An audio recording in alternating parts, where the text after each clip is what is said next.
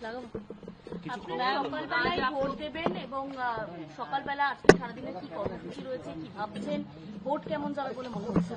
সকালে আমরা এখন যাব আমাদের পাশেই আমাদের বুথ, ওখানে ভোট দেব, তারপর সব বুথে বুথে ঘুরবো, এটাই প্ল্যান।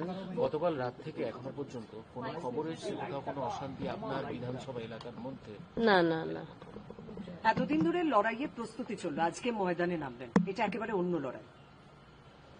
কি অনুভূতিটা কি? কারণ এই লড়াইটার উপর অনেক কিছু নির্ভর করছে। অনুভূতি আমি জিতবো, একদম। আর মিডিয়া বন্ধুদের সবাইকে বলবো, এতদিন যে আমাদের সাথে রয়েছেন আপনারা, এটা সত্যিই আপনাদের কৃতজ্ঞতা জানানোরও ভাষা নেই আমার। সবাইকে অন্তর থেকে একদম ভালোবাসা দিই। আর আপনারা আমাদের সঙ্গে এভাবেই সহযোগিতা করবেন, তাহলে আমি নিশ্চয়ই আমার মেয়ের বিচার ছিনিয়ে আনতে পারবো। মেয়েকে প্রণাম করলাম, মা সারদা দেবীকে প্রণাম করলাম, তারপরে বেরোলাম। ইতিমধ্যে অনেক কিছু শুনতে হচ্ছে। হ্যাঁ, ওগুলো আমার মেয়ে বলতো হসপিটাল থেকে এসে, মা ওরা সবাই আমাকে হিংসা করে, তো আমি তো ওরকম না, আমি গায়ে মাখবো না।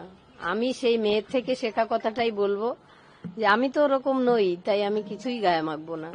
এতটা আত্মবিশ্বাস কি মেয়ের থেকে? একদম।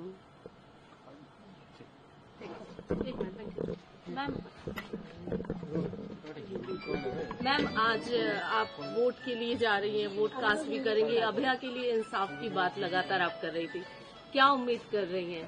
जनता, बंगाल की जनता आपको वोट करेंगी? মেয়েকে তো সবসময় মিস করি আমি, কোনো কিছুতেই এটা ভোলার নেই। আমি যতদিন বাঁচবো ততদিন আমার এই যন্ত্রণাটা, মেয়ে আমার অনেক কষ্টে এই জায়গায় পৌঁছেছিল, তাই ওকে কোনো সময় আমি ভুলতে পারি না। কিন্তু এখন অসংখ্য ছেলে মেয়ে আমার সাথে রয়েছে, পাশে রয়েছে, কিন্তু ওর জায়গাটা অপূরণীয় রয়েই গেছে আমার কাছে।